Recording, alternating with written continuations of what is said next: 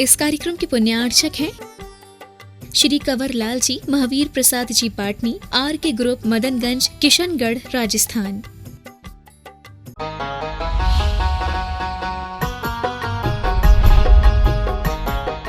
लेकिन ख्याति गुणों की होती है। अगर गुणों की ख्याति हो तो उसके लिए आपको इस तरह के पुरुषार्थ पहले करने होंगे। ऐसे ये सब पुण्य इस धर्म से ही प्राप्त होते हैं। समझ आ रहा है? क्या क्या हो गया? ओजस, तेजो, विद्या, वीर्य तो रही गया। वीर्य माने एक सामर्थ्य होती है, आत्मशक्ति जिसको बोलते हैं, जो वह अपनी आत्मा में विचार कर ले, सोच ले, वह उसको पूरा कर ले, इसका नाम है वीर्य। समझ आ रहा है? शरीर की शक्ति को यहाँ वीर नहीं कहा जाता है, जैन शास्त्रों में आत्मशक्ति को वीर्य कहा जाता है। तो ऐसी आत्मा की सामर्थ्य जो विचार करे वो पूरा कर ले। कोई भी काम उसका अगर उसने एक बार छेड़ दिया तो अधूरा नहीं रहेगा, पूरा ही करके छोड़ेगा वो। समझ आ रहा है? बीच में नहीं वो दम तोड़ेगा। ऐसा जो होता है ये उसकी ये आत्म सामर्थ्य कहलाती है। तो इस तरह का वीर, यशो हो गया, वृद्धि। वृद्धि का मतलब होता है सब ये वृद्धि होती रहना। जैसे आप बोलते हो ना, वंश वृद्धि हो भगवान, है ना, धन वृद्धि हो, वैभव की वृद्धि हो, बोलते रहते हो ना शांति धारा में, हैं? क्या क्या बोलते रहते हो? वंश वृद्धि तथास्तु, है ना। हाँ, तो इस तरह की जो है ये वृद्धि कहलाती है। तो ये कहने की जरूरत नहीं है, जो सम्यक दृष्टि जीव होंगे उनको यह वृद्धि अपने आप होगी, है ना। धन, संतान, पुत्र, पौत्र आदि, ये भी जो है, जो आप सुनते हो ना कि देखो वह अपने पुत्रों के भी पुत्रों का मुख देख पा रहा है, उसके भी पुत्रों का मुख देख पा रहा है, पौत्र, है ना, परपोत्र, पोते, पड़पोते। तो ये भी जो है भाग्यशाली लोग ही होते हैं। ये भी एक तरीके के सब पुण्य ही होते हैं, जो इतनी अपनी संतान परंपरा को भी देख पाए और उस घर में रह कर के सबका सुख ले पाए, है ना, ऐसा। तो ये सब वृद्धि भी उस सम्यक दृष्टि जीव के लिए अवश्य ही मिला करती है। ठीक है? यशो, वृद्धि, विजय, उसकी हमेशा विजय होगी। यानी वो हमेशा अपने गुणों से दूसरों के ऊपर हावी हो जाएगा, या उसके गुण दूसरों के ऊपर इतने हावी रहेंगे कि उससे बढ़कर के कोई नहीं होएगा। ये उसकी विजय कहलाएगी। चाह करके भी कर लेगा और अनचाहे तरीके से भी हो जाएगा। वैभव, विभव का मतलब होता है वैभव, माने और भी तरह का जो वैभव होता है, धन संपदा आदि का, ये वैभव भी उसके पास में परिपूर्ण रहता है। सनाथा का मतलब है सहित, इन सबसे वह सहित होता है। सुन रहे हो? अब आपकी दृष्टि में ये बात आ जानी चाहिए कि देखो, सम्यक दर्शन धर्म है, और धर्म को धारण करने से, धर्म का पालन करने से सभी संसार के सुख भी मिला करते हैं। ऐसा एकांत आपके मन में नहीं आना चाहिए, या इस तरीके की अज्ञानता की धारणा नहीं बननी चाहिए कि हमें संसार का सुख धर्म करने से नहीं मिलता, केवल मोक्ष ही मिलता है। मोक्ष तो अभी बाद में दिखाएंगे, अभी तो आपको बीच का जितना भी संसार है वो दिखा रहे हैं, जो कितना सुखमय है। तो छोटे मोटे सुख नहीं है धर्म से, बड़े बड़े सुख हैं। क्या सुन रहे हो? छोटे मोटे तो आप अपने पुरुषार्थ से ही कर लोगे, थोड़ी से हाथ पैर चलाओगे। तो आज के लोगों के कितने से सुख हैं भैया, थोड़ा सा कारोबार चल जाए, थोड़ी सी गाड़ी आ जाए, थोड़ा सा अपना एक अलग मकान बन जाए, बस हो गया, बस सुखी हैं। घर में 2 बच्चे हों, उन 2 के 2 बच्चे और हो जाए तो बहुत है, बस हो गया, बस इतने से ही सुख हो जाएगा। तो ये सुख के लिए क्या धर्म करना है? तो छोटा मोटा सुख है। नहीं समझ आ रहा है? इतने से सुख के लिए धर्म की शरण में जाओ, या धर्म से इतने से सुख की इच्छा करो, ये तो बहुत आपकी बुद्धि की अल्पज्ञता होगी, है ना, अज्ञता होगी। इतनी छोटी सी बातों के लिए धर्म की आप परीक्षा करो, या धर्म से आप कष्ट पाओ। धर्म से कष्ट पाने का मतलब, मैं धर्म कर रहा हूँ, मैं धर्म कर रहा हूँ, मेरे साथ इतना भी नहीं हो रहा, इतना भी नहीं हो रहा। भाई इतना कष्ट पाने की क्या जरूरत है? धर्म से कष्ट क्यों पा रहे हो? है ना। आप धर्म से अच्छे मन से अपना धर्म करते रहो। अगर आप अच्छी श्रद्धा बना करके रखोगे तो छोटी मोटी चीज़ें तो वैसे ही हो जाएंगी, और श्रद्धा बनी रहेगी तो आपका भविष्य इतना अच्छा होगा कि ये सब चीज़ें आपको बहुतायत में इस सुख के साथ मिलेंगी कि आप भोगने की भी इच्छा नहीं करोगे, और भोग आपके सामने पड़े रहेंगे। क्या कहा? ये कौन सी बात कोई? फिर महाराज क्या मजा आया? क्या कहा? सब भोग सामग्री आपके सामने होगी, लेकिन आपके अंदर भोगने की इच्छा भी ना होगी। क्यों नहीं होगी? क्योंकि आप तृप्त हो चुके होंगे। सम्यक दर्शन के कारण से आपके अंदर इतनी तृष्णा नहीं रहेगी। समझ आ रहा है? और ये सब, ये बाहरी ये जितना भी वैभव, ये सब आपको बिखरा मिलेगा। ये धर्म का प्रभाव है, फल नहीं कह रहा हूं मैं इसको, धर्म का प्रभाव। समझ में आ रहा है? फल तो बहुत बड़ा है, ये तो धर्म का प्रभाव है। प्रभाव पहले आ जाता है, फल बाद में आता है। नहीं समझ आ रहा?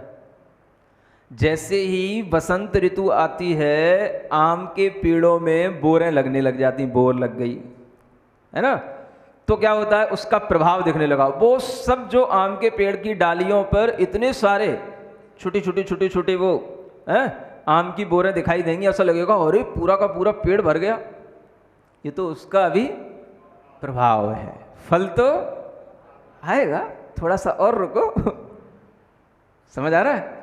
ये फल जो होता है वो अलग होता है, वो अच्छा आपको मिष्ट फल देगा। ये तो उसका छोटा मोटा प्रभाव है, ये भी छोटा मोटा प्रभाव है उसका। समझ आ रहा है? ये भी फल दे करके बहुत जल्दी झड़ जाएगा, छूट जाएगा, लेकिन इसमें भी सम्यक दृष्टि जीव आसक्त नहीं होता, क्योंकि उसे फल दिखाई देता है। ये कोई फल नहीं है, ये तो आपको लालच देने के लिए बताया जा रहा है।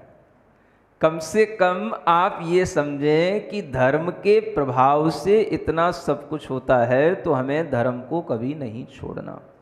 और धर्म का मतलब अपने अंतरंग में वीतराग देव शास्त्र गुरु की श्रद्धा अनाकांक्ष होकर के बनाए रखना, इसका नाम धर्म है। सुन रहे हो? हाँ तो बोल दिया करो बीच बीच में कभी कभी। हाँ, देवशास्त्र गुरु की श्रद्धा कैसे बनाना? क्या शब्द बोला? एक बार में तो सुनते ही नहीं आप लोग, ऐसा लगता है कान में पहुंचते ही नहीं है। भूल ही गए क्या बोला मैंने? वो तो सब जानते, देवशास्त्र गुरु की श्रद्धा। एक शब्द और बोला था, देखो देखो देखो, इतनी जल्दी भूल गए आप। एक शब्द और बोला था कि वीतराग देवशास्त्र गुरु की श्रद्धा, इसके आगे क्या होकर के बनाए रखना? हाँ बोलो बोलो। हाँ, आपने उसका शब्द नहीं बोल पा रहे, इच्छा रहित होकर के। हमने बोला था अनाकांक्ष होकर के बनाए रखना, अनाकांक्ष, आकांक्षा से रहित होकर के। बात वही है, पकड़ा करो, शब्द पे ध्यान दिया करो, ऐसे नहीं बोलता रहता हूं कुछ भी। समझ में आ रहा है? बस इतनी सी बात अगर आप ध्यान रखोगे तो आपके लिए वह धर्म अपने आप सब तरह के सुख देगा। ये धर्म का प्रभाव है जो हमें सांसारिक सुखों के रूप में यहाँ दिखाई दे रहा है। इसलिए आचार्य कह रहे हैं कि इस तरह की जो प्रवृत्तियां मनुष्यों में आती हैं वो भी धर्म का प्रभाव है, और ऐसे मनुष्य ही महाकुला, महाकुल का मतलब बड़े बड़े उत्कृष्ट कुलों में जन्म लेते हैं। उच्च गोत्रियों में भी उत्कृष्ट कुल जो होते हैं, जैसे इक्ष्वाकु वंश, भगवान आदिनाथ का, ऋषभ देव का सबसे बड़ा कुल है। कौन सा? इक्ष्वाकु वंश। समझ आ रहा है? उसी कुल में ये बाद में जो है बाहुबली ने, भरत ने, ये चंद्रवंश, सोमवंश, ये उनके नाम से बने। समझ आ रहा है? फिर ये सब वंश परंपरा चलती रही। इधर जब हम पार्श्वनाथ भगवान के पास आते तो इनका वंश कहलाता उग्र वंश। क्या बोलते हैं? हाँ, और भगवान महावीर स्वामी का वंश कहलाता है नाथ वंश। क्या बोलते हैं? हाँ, ऐसे वंशों में, ऐसे कुलों में, बड़े बड़े कुलों में जन्म लेने वाले जीव महाकुल वाले कहलाते हैं। समझ आ रहा है? हाँ, ये व्यवस्था यूँ ही नहीं है जो आप सोचते हो। कहने को तो सब ठीक है, all human beings are same, सभी मनुष्य एक जैसे हैं। तो मनुष्य तो एक जैसे हैं, लेकिन मनुष्य की क्वालिटियां जो भीतर से रहती हैं उनमें ये फर्क आता ही है ना। ये कास्ट वाइज जो फर्क आता है वो आपको देखने को मिलेगा ही। क्षत्रिय वंश का व्यक्ति ही क्षत्रिय बने के काम कर पाएगा, उसके ही खून में होगा वो क्षत्रिय वंश का खून। समझ आ रहा है? कम में सूरा शुद्धम में सूरा। हाँ, कर्म करेगा तो वो भी बढ़ चढ़ के करेगा, और धर्म करेगा वो भी बढ़ चढ़ के करेगा। समझ आ रहा है? और जो ब्राह्मण वंश का होगा तो उसके अंदर ब्राह्मण जैसा ही खून होएगा। समझ आ रहा है? पढ़ना, पढ़ाना, पंडिताई करना, है ना, और उसी पंडिताई से, पुजारीपन से ही जो है पैसे इत्यादि की ओर दृष्टि रखना। समझ आ रहा है? खाना पीना, ऐसो आराम करना। वैश्य वंश का होएगा, उसका खून अपना अलग काम करेगा, वो व्यापारी में चलेगा, ये करना है वो करना, ये व्यापार वो व्यापार, ये उन्नति वो उन्नति। समझ आ रहा है? उसका अपना अलग तरीके का विचार चलेगा, उसका खून उसी में काम करेगा। और जो अन्य जो वंशज रह गए हैं, ये सब के काम भले ही कुछ भी हो जाएं, लेकिन इनके अंदर के जो विचार हैं वो विचार कभी भी पवित्र नहीं हो सकते। समझ आ रहा है? माने ये आप देख सकते हो, व्यक्ति अपनी जाति का प्रभाव दिखा ही देता है। ये आप देख लेना अच्छे ढंग से। समझ आ रहा है? मैंने तो खूब देखा है, आप भी देख लेना। हाँ, हम कहते जरूर हैं जाति वाति कोई चीज़ नहीं होती है, ऐसा नहीं होता है।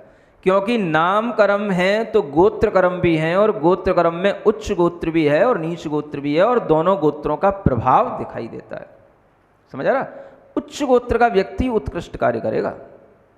हाँ, नीच गोत्र का व्यक्ति अगर कभी उत्कृष्ट कार्य करने भी लग जाए तो भी उसकी मानसिकता तो नीचे ही रहेगी।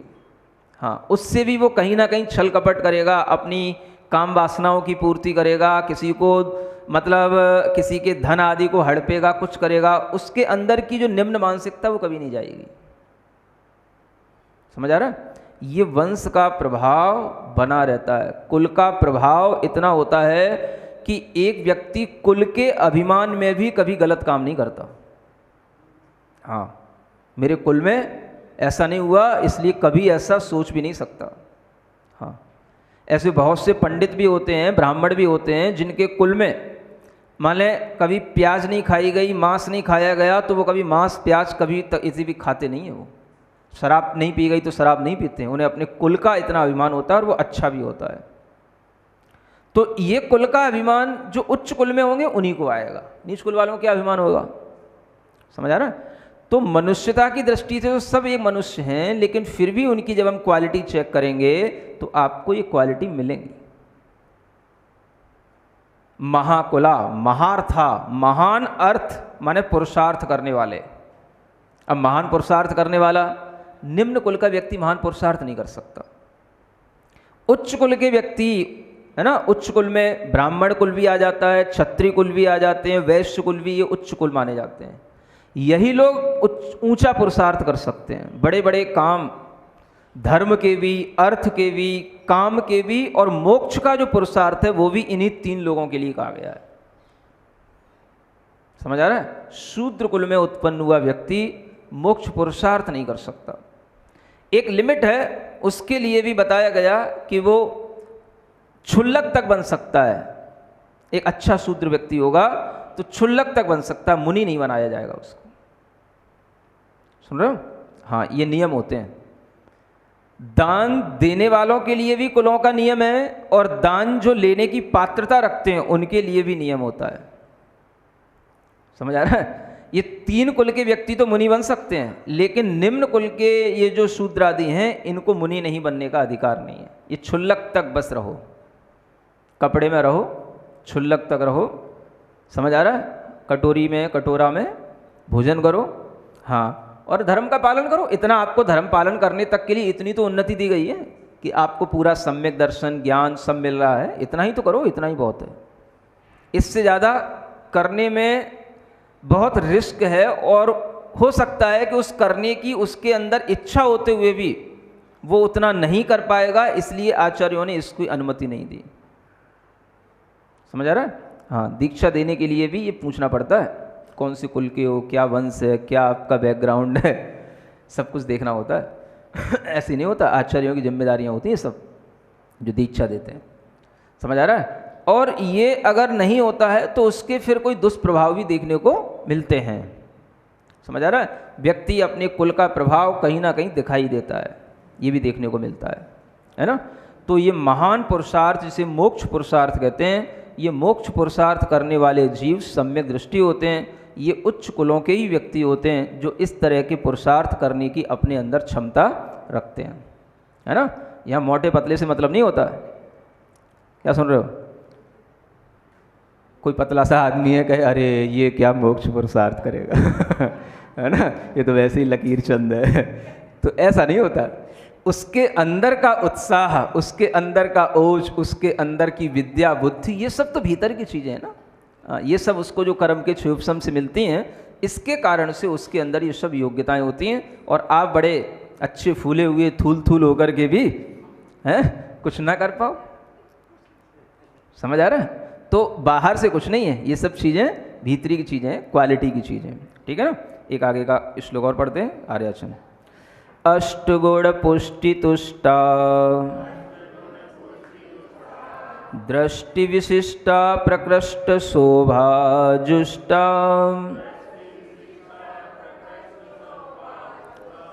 अमराप्सरसां पर्षदि चिरं रमन्ते जिनेन्द्र भक्ताः स्वर्गे। हाँ पढ़ें एक बार। अष्टगुण पुष्टि तुष्टा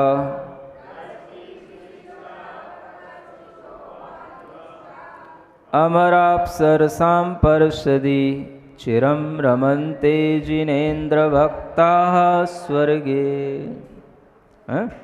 घर में इनकी आवाज़ निकाला करो, घर में ये श्लोक पढ़ा करो। समझ आ रहा है? इसी लय में अगर ये घर में आप लोग इस तरह के श्रावकाचार ग्रंथों के श्लोक का पठन पाठन करेंगे तो आपके बच्चे नहीं सुनकर के भी अपने आप धर्म के प्रति आकर्षित होने लगेंगे। नहीं सुनकर के भी, सुन नहीं रहे फिर कैसे आकर्षित हो जाएंगे? कान में उनके आवाज़ पहुंचेगी।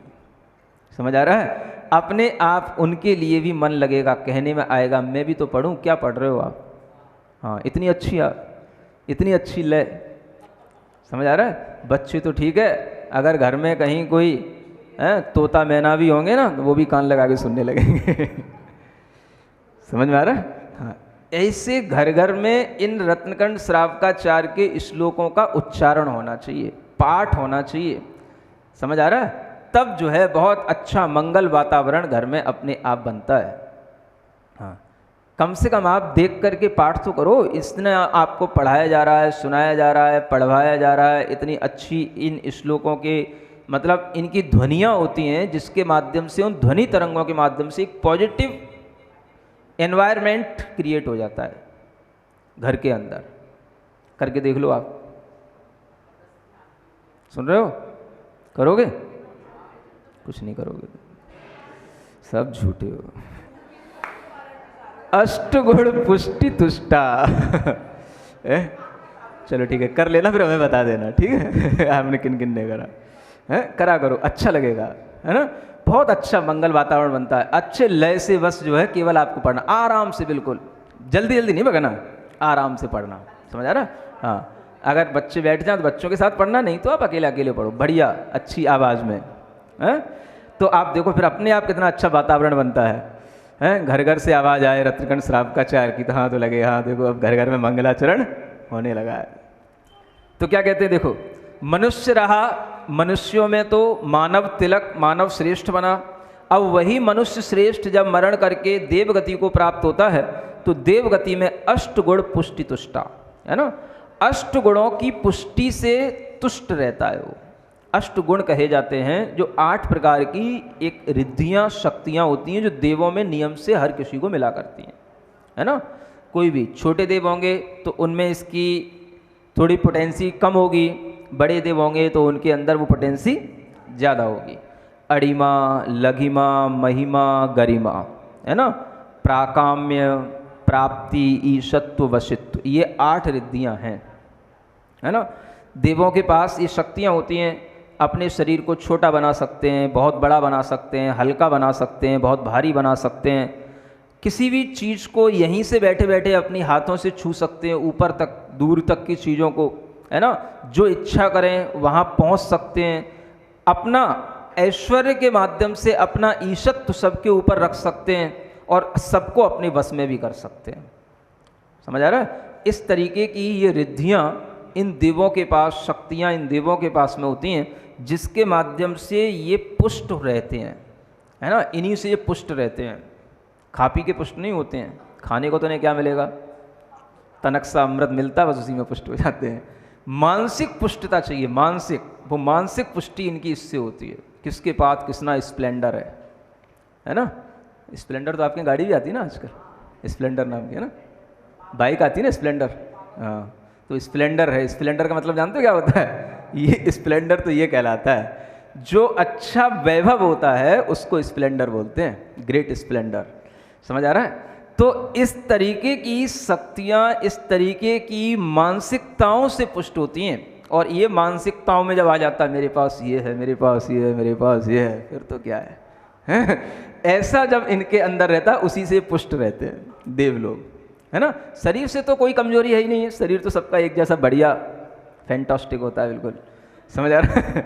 हाँ, और शरीर जो है बिल्कुल हमेशा उसमें से फ्लेवर निकलती है, नो स्वेट, कोई भी उनके अंदर है किसी भी तरीके की कोई भी डिजीज़ नहीं, कुछ नहीं, सब बढ़िया शरीर होता है, तो उसकी तो कोई चिंता ही नहीं। अब मन तो दुखी किससे होता है? अरे इनके पास ये, मेरे पास ये नहीं, इनके पास ये, पास नहीं। तो ये चीज़ें सम्यक दृष्टि जो यहाँ से बन करके गया है, उसके पास इतनी अच्छी अधिकता में होंगी कि उसे कोई दूसरों की चीज़ें देख करके कभी ऐसा नहीं लगेगा कि ये मेरे पास इससे कम है, उसके पास ही सबसे ज़्यादा होएगा। ठीक है ना। अष्टगुण दृष्टि विशिष्टा माने जो सम्यक दृष्टि से विशिष्ट हुए हैं, सम्यक दर्शन से विशिष्ट जीव हैं। प्रकृष्ट शोभा जुष्टा, और उनकी जो शोभा होती है ना, जो उनके देह की कांति, उस पर पहनने वाले वो कपड़े, उसके ऊपर भी वो आभूषण, वो सारे के सारे अलग अलग अच्छी क्वालिटी के होते हैं। उनकी शोभा दूसरे देवों के पास में भी नहीं होती, ऐसी शोभा उन जीवों को मिला करती है। प्रकृष्ट शोभा जुष्टा। अमराप सरसाम परषदी, है ना, अमर माने देव और अप्सराएं तो आप जानते ही हो। कहाँ से जान गए आप लोग? कब देखी आपने अप्सराएं? हैं? टीवी की अप्सराएं देख करके ही अप्सराएं जान गए होंगे, है ना। नाटकों में देख ली होंगी, रामायण महाभारत में, है। लेकिन ये भी कुछ नहीं होती है, इनसे भी बड़े बड़े देव और देवांगनाएं का जो वैभव होता है, उन सब की सभाओं में ये चिरम रमनते, माने चिरकाल तक, असंख्यात वर्षों का इनका काल रहता है, सागरोपम काल तक ये जीव चिरकाल तक रमण करते हैं, आनंदित रहते हैं। कौन? जिनेंद्र भक्ता। लेकिन वहाँ पर भी ये क्या बने रहते हैं? हाँ, ये नहीं छोड़ते। यही से तो सब मिल रहा है, समझ आ रहा है? यही से यहाँ से वहाँ पे मिला है, और वहाँ से भी अब आगे कहीं जाएंगे तो यही मिलेगा। बस एक ही तो चीज़ है पकड़ने की, बस वो पकड़े रखो। क्या? जिनेंद्र भक्ता। बस इतने बने रहो, कल्याण हो जाएगा तुम्हारा। पूरे सम्यक दर्शन का ये सार बता रहा हूँ तुम्हें, आगे भी यही आने वाला है। क्या करना है? जिनेंद्र भगवान के भक्त रहो, बस। समझ आ रहा है? अब दूसरी चीज़ कहने की जरूरत ना पड़े, बस जिनेंद्र माने जिनेंद्र ही भगवान होने चाहिए, उनके भक्त रहो, बस उनकी भक्ति करो, चाहे यहाँ चाहे वहाँ, यहाँ वहाँ जहाँ कहाँ, मत पूछो कहाँ कहाँ, बस है जिनवाणी बस। तो जहाँ भी रहो बस भगवान की भक्ति करो, और यही भक्ति तुम्हारे लिए सम्यक दर्शन बनाए रखेगी। इसी से जो है, चाहे आप स्वर्ग में होंगे तो भी आनंद आएगा, और मनुष्यों में रहोगे तो भी आनंद आएगा। जिनेंद्र भक्ता स्वर्गे, स्वर्ग में भी जिनेंद्र भगवान के भक्त रहते हैं। क्या सुन रहे हो? यहाँ तो कम मिलेंगे, कम भक्त ज़्यादा है, यहाँ भक्त कम है भक्त, प्योर भक्त होने चाहिए। देखो यहाँ क्या शुद्ध शब्द आता है, शुद्ध दृष्टय। समझ आ रहा है? दृष्टि विशिष्टा मतलब शुद्ध होनी चाहिए। शुद्ध का मतलब उसमें प्योरिटी इतनी रहनी चाहिए कि उसमें कोई दूसरी इम्प्योर चीज़ मिक्स ना हो। हाँ, ऐसी चीज़ होनी चाहिए प्योर। प्योर माने हाँ, बस भक्ति किसकी? ओनली फॉर यू, बस। समझ आ रहा है? और किसी की नहीं। जिनेंद्र भक्ता, बस। जिनेंद्र माने हमारे पास जिनेंद्र भी बहुत सारे हैं, 24 तो हैं ही बड़े बड़े नहीं समझ आ रहा है? और इधर आगे पीछे देखो तीर्थ क्षेत्रों के हिसाब से तो भी बहुत सारे मिल जाएंगे, इंद्रजीत और कुंभजु कर्ण। समझ आ रहा है? रामचंद्र सुग्रीव सुडील समझ आ रहा है? बहुत सारे जिनेंद्र भक्त। किसी की भक्ति करो, लेकिन जिनेंद्र भक्ता ये रहेगा तो आपके अंदर हमेशा सम्यक दर्शन बना रहेगा। बस अब देखो यही एक पहचान बताई जा रही है आपकी। अब आप सब चीज़ें दर्शन मोहिनी का क्षय हो गया, उपशम हो गया, क्या हो गया, जो कुछ होएगा इसी से होएगा, जो करेगा उसी को होएगा, जिसने कर लिया है वो भी जिनेंद्र भगवान की भक्ति करेगा, और जिसके लिए नहीं हुआ है वो भी अगर होएगा तो जिनेंद्र भगवान की भक्ति से ही होएगा, और किसी से कुछ नहीं होने का। सुन रहे हो? इतना सरल सम्यक दर्शन का भाव आपको शॉर्ट में बताया जा रहा है कि सम्यक दर्शन माने जिनेंद्र भगवान के भक्त बनो बस। हाँ, और कोई के भक्त नहीं बनना। किसके भक्त? जिनेंद्र भक्त, बस जिन भक्त, है ना। ये अगर आप में रहेगा तो आप अच्छी उन्नति को प्राप्त होंगे, और आप सभी की भी उन्नति हो, इसी आशीर्वाद के साथ महावीर भगवान की। आचार्य समंतभद्र महाराज विरचित रत्नकरण श्रावकाचार्य ग्रंथ का यह प्रथम अध्याय लगभग समाप्त होने वाला है, जिसमें सम्यक दर्शन की महिमा को बताते हुए सम्यक दृष्टि जीव क्या क्या बनता है यह बताने का क्रम चल रहा था। कल आप लोगों को बताया भी था कि सम्यक दृष्टि जीव ही मनुष्यों में श्रेष्ठ मनुष्य बनते हैं, सम्यक दृष्टि जीव ही देवों में अहमेंद्र आदि इंद्र आदि पदों को प्राप्त करते हैं, सम्यक दृष्टि जीव ही उन देवों के सुख को भोगने के बाद में जब पुनः मनुष्य जन्म प्राप्त करते हैं तो चक्रवर्ती आदि पदों की भी प्राप्ति करते हैं। उसी चक्रवर्ती पद की महिमा का सम्यक दर्शन के माध्यम से प्राप्त होना इस श्लोक में आगे आर्या छंद के माध्यम से बताया जा रहा है। नवनिधि सप्तद्वयरत्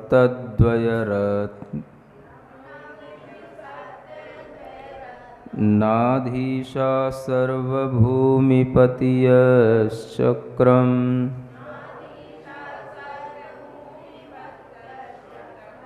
वर्तयितुं प्रभवन्ति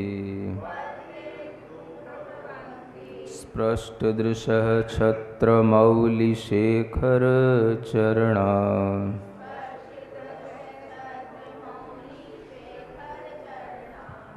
पढ़ो एक बार। नवनिधि सप्तद्वयरत्नाधीशा सर्वभूमिपतयश्चक्रम् स्पष्टदृशः छत्रमौलिशेखरचरणा। सम्यक दर्शन के प्रभाव से जीव चक्रवर्ती बनता है। चक्रवर्ती का मतलब ऐसे चक्रवर्ती नहीं जिनके नाम आप सुना कर रहे हो आजकल। कौन कौन से चक्रवर्ती हुए? मिथुन चक्रवर्ती हैं और रिया चक्रवर्ती। अच्छा, समझ आ रहा है? ये केवल नाम के चक्रवर्ती हैं, है ना। काम के चक्रवर्ती कैसे होते हैं वो यहाँ बताया जा रहा है। नवनिधियाँ, जिनके पास में 9 निधियाँ होती हैं।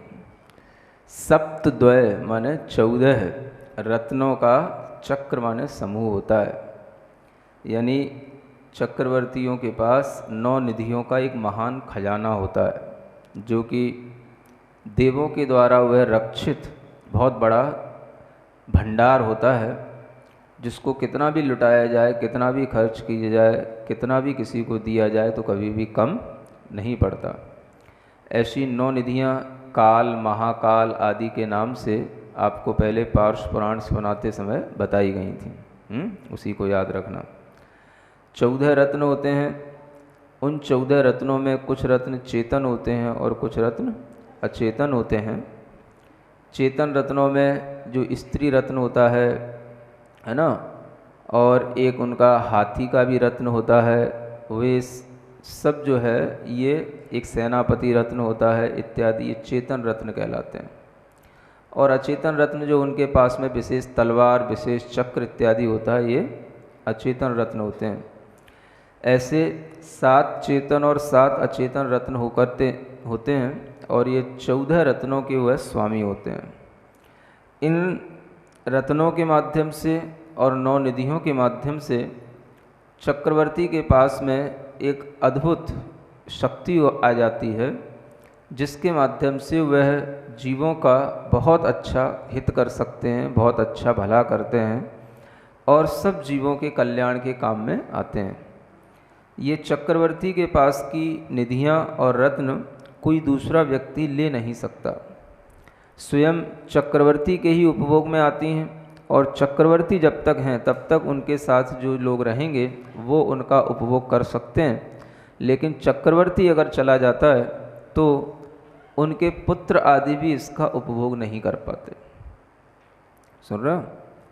जो जिसके पुण्य से होता है, जब तक वह पुण्यवान जीव रहता है तभी तक उन चीज़ों का उपभोग उसके साथ मिलकर के तो कोई भी कर सकता है, लेकिन वो पुण्यवान जीव चला गया तो वस्तु भी चली जाती है। एक विशेष बात हमेशा ध्यान रखने योग्य है, 9 निधियाँ चक्रवर्ती ने अपने कोई पुरुषार्थ से अर्जित नहीं की। 14 रत्न चक्रवर्ती ने कोई हाथ पैर चला करके युद्ध करके अर्जित नहीं किए। ये तो सब अपने आप पुण्य के प्रभाव से प्रकट होते जाते हैं। आयुधशाला में तरह तरह के चक्र रत्न वगैरह उत्पन्न हो जाते हैं। जब वो दिग्विजय यात्रा पर निकलता है तो भी बहुत सारे रत्नों के माध्यम से और भी रत्न मिलते चले जाते हैं।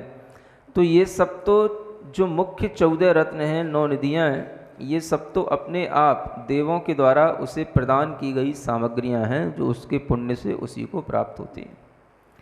चक्रवर्ती के पुत्र होते हैं, उन्हें अपना अलग से सब कुछ अर्जित करना होता है। ये बात अलग है कि अगर उन्हें अपना जीवन केवल ऐशो आराम में निकालना है तो निकाल सकते हैं, लेकिन कभी कभी आदमी में लगता है कि हमें अपना यश खुद अर्जित करना है ना। पिता के यश से पुत्र का काम नहीं चलता। पिता का यश तो पिता के लिए है, पुत्र को अपना यश खुद अर्जित करना होता है।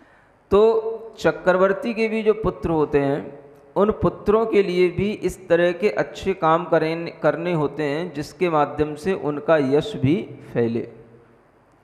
अगर वो अच्छे काम करते हैं तो यश भी होता है और बुरा काम करते हैं तो अपयश भी होता है। सुन रहे हो?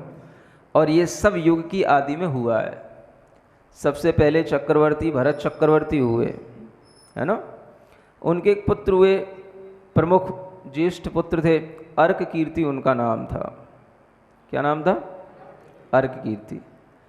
बड़ा उनका एक समय पर अपयश हुआ जब उन्होंने थोड़ा न्याय नीति के विरुद्ध काम कर दिया। पता है आप लोगों को? हैं? कुछ नहीं पता रहता, बिल्कुल भोले भाले जीव हो, ऐसे मुड़ी हिला देते, कुछ नहीं मालूम। आप ही बताओ। हमारा भरत चक्रवर्ती के पुत्र अर्क कीर्ति के लिए एक उस समय पर अपयश हुआ जब उन्हीं का, भरत चक्रवर्ती का एक सेनापति था जय कुमार। क्या नाम था? जय कुमार। ये सेनापति भी एक रत्न होता है। मतलब सेनापति ही वो चीज़ होती है, जैसे समझ लो आजकल जैसे अपनी गवर्नमेंट में जैसे रक्षा मंत्री, समझ आ रहा है ना। हाँ, तो उनके हाथ में ये सब सेनाओं की पावर होती है। ये होता है ना, जल सेना, थल सेना, वायु सेना, सबकी पावर, है ना। अटॉर्नी जनरल, ये सब जो होते हैं वो उनके हाथ में ऐसी पावर होती है जिसके माध्यम से वो सेना को कहीं से कहीं तक मूव करा सकते हैं। तो ऐसा हुआ, सेनापति भी एक रत्न होता है। वो थे जय कुमार नाम के एक बहुत अच्छे महापुरुष हुए। कहने को वह चक्रवर्ती के सेनापति थे, लेकिन सेनापति होना भी एक शौर्य और एक कहना चाहिए गर्व की बात होती है। समझ आ रहा है? तो इस तरह से वह जय कुमार का भी एक अपना पराक्रम, जय कुमार का भी एक अपना धर्म का भाव एक अलग ही है। कई जगह उन जय कुमार के दृष्टांत आते हैं जिनमें अपरिग्रह, अपनी स्व स्त्री में ही संतुष्ट होने वाले व्रत में उनका नाम आता है। समझ आ रहा है? देवों के द्वारा उनकी परीक्षा ली गई, तो वह सेनापति होते हुए भी, बहुत ज़्यादा धन संपन्न, शौर्य वैभव सबसे युक्त होते हुए भी उनके अंदर कभी भी अधर्म की बात नहीं आई। तो हुआ ये कि उनका विवाह हुआ और एक स्वयंवर रचा गया। हैं? क्या रचा गया? सबसे पहले स्वयंवर वहीं से शुरू हुआ था। अकंपन राजा ने वह स्वयंवर रचा, जय कुमार और सुलोचना, है ना। सुलोचना वह पुत्री का नाम था अकंपन राजा की। तो अकंपन राजा ने जो है स्वयंवर रचा कि अपनी पुत्री का विवाह करना है। अब बड़े बड़े चक्रवर्तियों के भी पुत्र हैं, बड़े बड़े लोग रहते हैं, तब उनके सामने कैसे ये अपनी पुत्री को कहाँ दिया जाए, समझ आ रहा है। तो उस समय पर ये स्वयंवर की प्रथा सबसे पहले प्रारंभ की थी। राजा अकंपन ने अपनी पुत्री सुलोचना के लिए। आए बहुत सारे राजा, जय कुमार सेनापति भी पहुँचे, और उनके साथ साथ भरत चक्रवर्ती के पुत्र अर्ककीर्ति भी पहुँचे, और भी अनेक बड़े बड़े धुरंधर बहुत सारे जगह जगह के राजा होते हैं, सबको इनवाइट किया गया, समझ आ रहा है। और वो सब राजा जब पहुँचे तो जो पुत्री होती है उसके लिए एक जो सेविका होती है उसकी, वो उसका परिचय देती है कि ये कौशाम्बी के राजा हैं, ये मगध के राजा हैं, ये उन राजा का पुत्र है, ये उन राजा का पुत्र है, सब राजपुत्र बैठे होते हैं, है ना। तो वो सबका परिचय देती है। तो परिचय देते देते मतलब अर्ककीर्ति के पास भी पहुंचती है, लेकिन उसने अर्ककीर्ति को पता नहीं क्यों पसंद नहीं किया समझ आ रहा है, चक्रवर्ती का पुत्र होकर के भी। और उसने पसंद कर लिया किसको? जय कुमार को आई बात समझ में? अब वो तो पुत्री की बात है, उसके ऊपर किसी का दबाव नहीं होता, उसका मन है, जितने भी राजा बैठे हैं उनमें से उसे एक पसंद करना, उसने पसंद कर लिया। अब वो जब जय कुमार को पसंद कर लिया तो जय कुमार के लिए उसने वरमाला डाल दी उसके गले में, और अकंपन राजा ने भी स्वीकार कर लिया। बोले पुत्री ने बहुत अच्छा किया, बहुत बढ़िया धार्मिक व्यक्ति है, सेनापति है, श्रेष्ठ व्यक्ति है, और हमारे कुल की मर्यादा के बहुत अनुकूल व्यक्ति, हमारी बेटी ने जो है चयन किया। तो अकंपन राजा भी बहुत खुश हुए। उस सुलोचना का भाई वगैरह सब ने मिल करके उसका विवाह कराने की तैयारी कर ली और विवाह कर दिया, ठीक है ना। अब विवाह हो गया, विवाह चल रहा था, वो तो तुरंत ही विवाह हो जाता है सब, वो तो ऐसा तो ही नहीं है कि अब 1 महीने बाद सोचेंगे, 2 महीने बाद सोचेंगे वो तो जब स्वयंवर था, जिससे उसने अपना वरमाला डाल दी, जिसको चूज कर लिया, उसके साथ विवाह हो गया तुरंत। और विवाह होने के कुछ ही अगले ही दिन जो है अर्ककीर्ति के, अब राजा का पुत्र था चक्रवर्ती का, तो उसके पास भी अपनी सेना, अपने लोग, तो अब उसे अच्छा नहीं लगा। अब उसे चलो फिर भी चलो कोई नहीं फर्क पड़ रहा हो, लेकिन उसके आसपास के जो लोग थे तो उनने कहा देखो आपके रहते हुए आपका इतना बड़ा अपमान हो गया और वो सुलोचना ने वरमाला जय कुमार के गले में डाल दी।